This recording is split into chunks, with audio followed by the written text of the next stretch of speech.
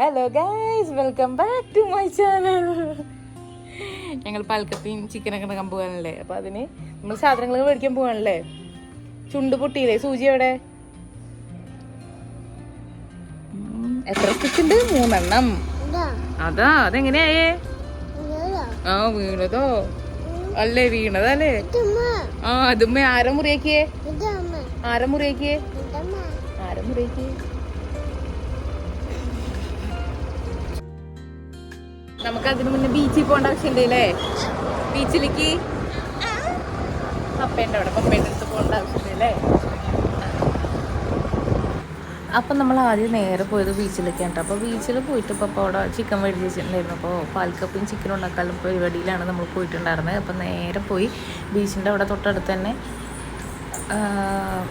ചിക്കൻ്റെ സ്റ്റോളുണ്ട്. അപ്പോൾ അവിടെ പോയിട്ട് മേടിക്കാനുണ്ടായിരുന്നു. അപ്പം നമ്മൾ ആദ്യം പോയത് ബീച്ചിലേക്കായിട്ട് നേരെ. തിരക്കുണ്ടോയെന്ന് നോക്കി, നല്ല തിരക്കുണ്ടായിരുന്നു കേട്ടോ. പിന്നെ ഈവനിങ് ആണ്. അപ്പോൾ മിക്കപ്പോഴും ദിവസങ്ങളുണ്ട്, സാറ്റർഡേ സൺഡേസിൽ ഈ ഭാഗത്തേക്ക് വരാനേ പറ്റില്ല. വൈകിട്ട് അതിൽ തിരക്കുണ്ടാവുക. ഈ റോഡ് ഫുള്ള് കംപ്ലീറ്റ് ബ്ലോക്ക് ആയിരിക്കും കേട്ടോ. ചാവക്കാട് സെൻറ്റർ തൊട്ടിട്ട് ഈ ബീച്ചിൻ്റെ വരെ ഗംഭീര തിരക്കാവും. വണ്ടികൾ ഒരു എണ്ണം പോവില്ല കേട്ടോ. അതിൽ തിരക്കുണ്ടാവുക.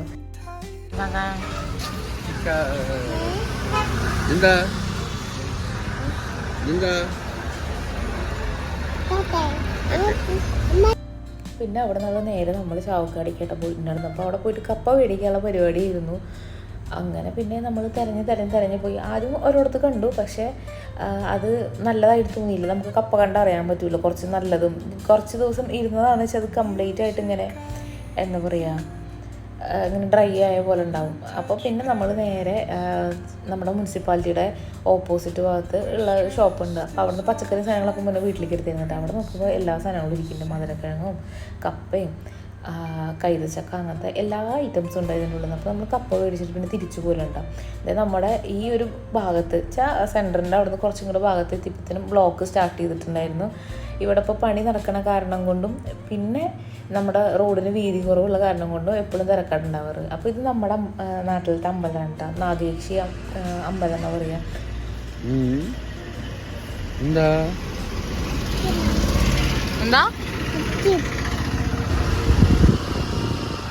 അവിടെ നിന്ന് നേരെ വീട്ടിലെത്തി.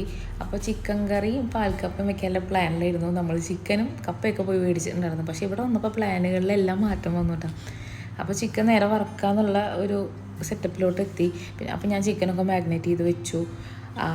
ഈ ബോൺലെസ് ആയിട്ടുള്ള ചിക്കനില്ലേ, അത് ഞാൻ ആദ്യം കുഞ്ഞാപ്പിക്ക് വേഗം ആക്കി കൊടുക്കാൻ വേണ്ടിയിട്ട് വേഗം ഞാൻ അത് ആദ്യം മസാല വെച്ച് സെറ്റാക്കി വെച്ചിട്ടുണ്ടായിരുന്നു. പിന്നെ ബാക്കി അത് കഴിഞ്ഞിട്ടാണ് ചെയ്തിട്ടുണ്ടായിരുന്നു കേട്ടോ. പാനൊക്കെ അടുപ്പത്ത് വെച്ചിട്ട് നന്നായിട്ട് ചൂടായി വന്നപ്പോൾ എണ്ണയൊക്കെ നന്നായിട്ട് ഒഴിച്ചു കൊടുത്തിട്ട് പിന്നെ ഞാൻ ഈ ചിക്കൻ അതിലിട്ട് നന്നായിട്ട് മുരിച്ച് വറുത്തെടുക്കുക ചെയ്തിട്ടുണ്ടായിരുന്നു. അപ്പോൾ ഞാൻ എന്താ ഉദ്ദേശിച്ചത് വെച്ചാൽ നമുക്ക് കുറച്ച് വെജിറ്റബിൾസും പിന്നെ അതിൻ്റെ ഒപ്പം തന്നെ അപ്പം തന്നെ പെട്ടെന്ന് ഒരു മയണൈസ് സെറ്റ് ചെയ്തെടുത്തിട്ട് അതിൽ ആഡ് ചെയ്തിട്ടൊരു ഷവർമ്മ മൂടാക്കിയിട്ട് കൊടുക്കാമല്ലോ എന്നുള്ള പ്ലാൻ ഉണ്ടായിരുന്നു. അപ്പോൾ ഞാൻ പുറത്തുനിന്ന് അങ്ങനെ മയണൈസ് സാധനങ്ങളൊന്നും അവൾക്ക് കൊടുക്കാറില്ല കേട്ടോ. എനിക്ക് പേടി. ഞാൻ ഒരു വട്ടം തുണ്ടിങ്ങനെ കൊടുത്തപ്പോൾ തന്നെ അവൾക്ക് അന്ന് ലൂസ് മോഷൻ്റെ ചെറിയ ടാസ്ക് ഞാൻ കണ്ടിരുന്നു. അപ്പോൾ അതിന് ശേഷം ഞാൻ പുറത്തുനിന്ന് കൊടുത്തിട്ടില്ല.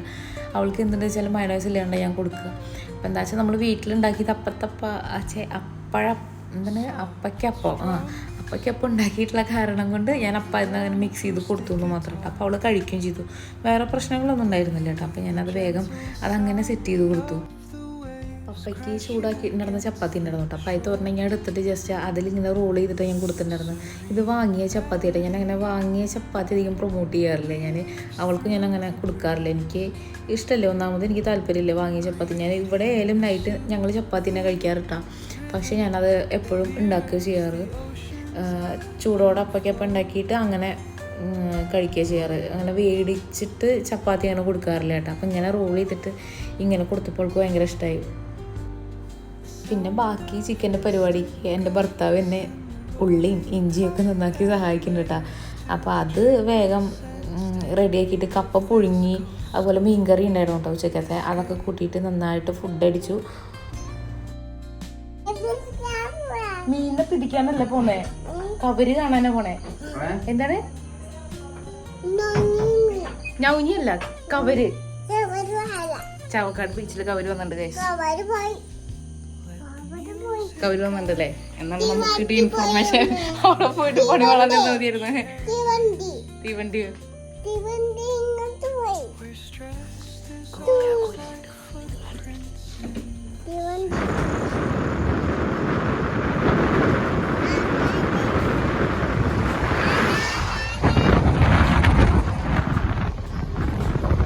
അതെന്താ കുഞ്ഞാ?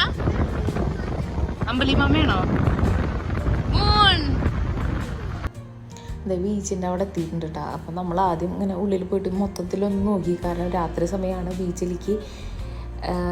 അങ്ങനെ ഈ സമയത്ത് ഞാൻ അങ്ങനെ വല്ലാണ്ട് വന്നിട്ടില്ല. ഒരു വട്ടമായിട്ട് മുന്നേ കല്യാണം കഴിഞ്ഞ അവസരത്തിൽ വന്നിട്ടുള്ളൂ. അപ്പോൾ അറിയുന്ന ആൾക്കാരാണ് മൊത്തം. കാരണം പപ്പയ്ക്ക് ഇവിടെ മാർക്കറ്റുള്ള കാരണം കൊണ്ട് ഇവനെയും പപ്പേനെയും ചേട്ടനെയും എല്ലാവരെയും നന്നായിട്ട് അറിയണതാണ്. എന്നാലും ഒരു ചെറിയ പേടിയുണ്ടായിരുന്നു കേട്ടോ രാത്രിയായ കാരണം. നിറയെ നായ്ക്കളൊക്കെ ഉണ്ടായിരുന്നു. അപ്പോൾ നമ്മൾ കവര് തപ്പി വന്നിട്ടുണ്ടായിരുന്നാണ്. കവരുണ്ട് എന്നാണ് പറഞ്ഞത്. പക്ഷെ നമ്മളവിടെ എത്തിയപ്പോൾ ഫുൾ സർപ്രൈസ് ആയിരുന്നു.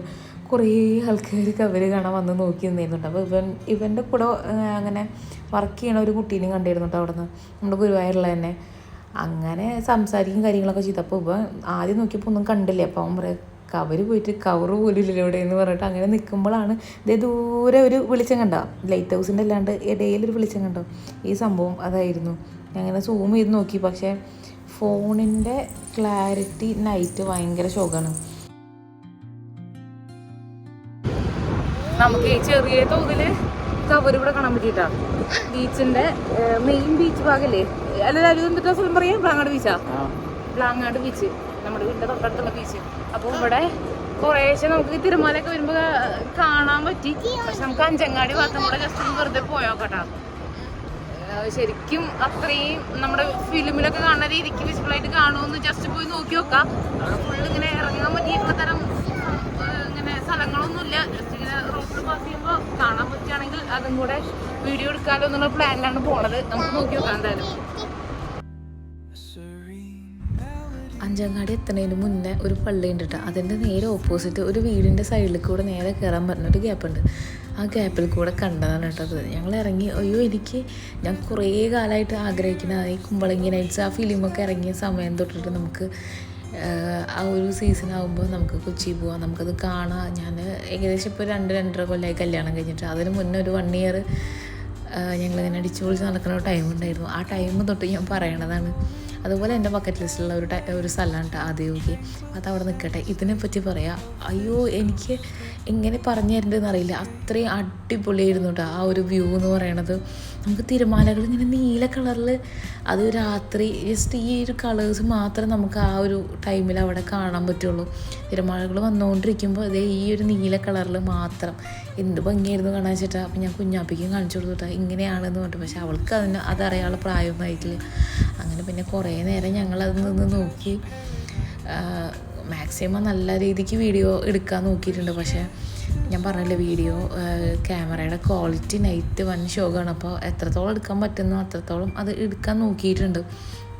അങ്ങനെ പിന്നെ കുറേ നേരം ഞങ്ങളവിടെ നിന്ന് നോക്കിയിട്ട് പിന്നെ തിരിച്ച് വീട്ടിലേക്ക് തന്നെ പോന്നു കേട്ടോ. അത്യാവശ്യം ലേറ്റ് ആയിട്ടുണ്ടായിരുന്നു. ഒരു 11-12 ആ ഒരു സമയമൊക്കെ ആയിട്ടുണ്ടായിരുന്നു. അപ്പം ഞങ്ങൾ ഈ ഭാഗത്തേക്ക് പോയപ്പോൾ അധികം ആൾക്കാരെയൊന്നും കണ്ടില്ല. ജസ്റ്റ് 1-2 ആൾക്കാരെ മാത്രമേ ആ ഭാഗത്ത് കണ്ടിരുന്നുള്ളൂ.